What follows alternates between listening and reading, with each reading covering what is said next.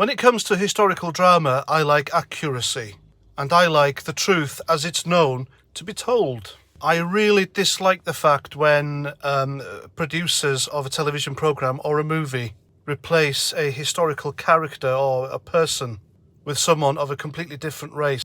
I think it's wrong, and I do believe it has a political narrative to it.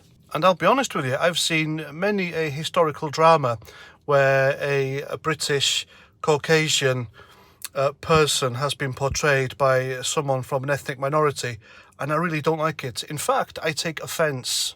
I'll even cringe when a Caucasian actor or actress plays an ethnic character. I don't like that either. I remember John Wayne playing a Chinese general, I think it was, back in the 50s or 60s, and even when I was really young watching that film, I remember thinking, well, that's wrong. And there was another film called The Inn of the Sixth Happiness. They had a prominent white actor play a Chinese soldier. It was very cringeworthy, and it should never have happened. I mean, surely there must have been Chinese actors who could have taken the role on back then. But it seems these days that cultural appropriation only works one way. No filmmaking company in the West would dare miscast an ethnic historical character with a Caucasian actor or actress. It would be the death knell for them. Imagine Nicolas Cage playing Nelson Mandela.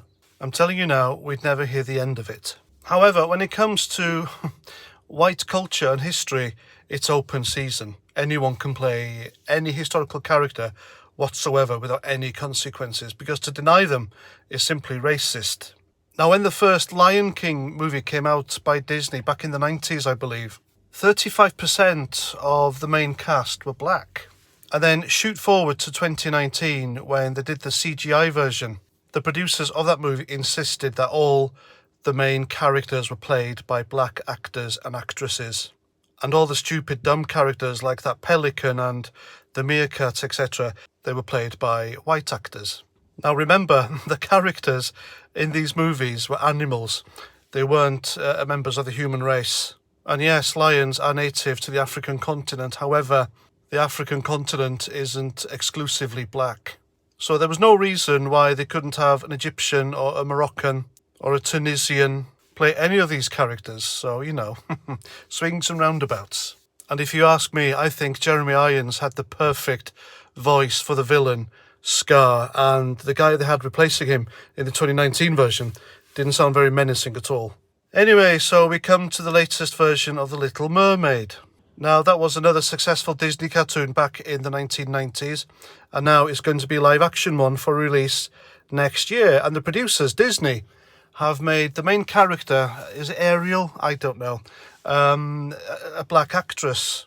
Of course, Disney is a known uber-woke film, TV producing company, and they're not really after historical accuracy or good writing, good stories, good drama. They are all about box ticking and keeping Twitter happy. And The Little Mermaid is a story that was published back in 1837, written by a Danish fella called Hans Christian Andersen. We all know who he is, and he is credited with probably the most famous bedtime kiddie stories of all time. And so my argument is that Hans Christian Andersen is a Caucasian. He lived in Denmark. He was in Denmark when he wrote it. Denmark is part of Europe, and Europe is predominantly Caucasian, therefore, and The Little Mermaid is thus part of Caucasian culture.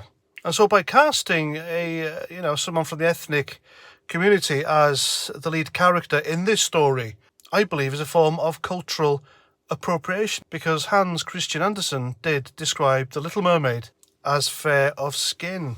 And of course, she wasn't real. There's no such thing as mermaids. However, his description of her from his imagination, which derives from his culture, means that The Little Mermaid belongs to us. And this isn't just any modern futuristic space age fantasy, where I believe characters can indeed be changed and played by absolutely anyone. For example, why can't there be black elves? It's a made-up world, so why can't people just add to it as they wish? Unlike The Little Mermaid, whom the creator described, as being a Caucasian. And that's what I think anyway. You know, of course, there will be the usual idiots coming into my comment section calling me a racist, just like they did with my Femi video, even though I didn't mention the guy's skin colour once. But that's what these people are like. They are always waiting in the wings for, you know, people like us to defend who we are, history, culture, etc., and pounce on us for doing so. And then label us all these words like Nazis, fascists and racist, and, you know. But there we go. I'm just glad I'm really doing something and saying something before my history and culture gets changed completely by those seeking to destroy it. And that's my video. Let me know what you think in the comments. Until the next time, Roger Trout.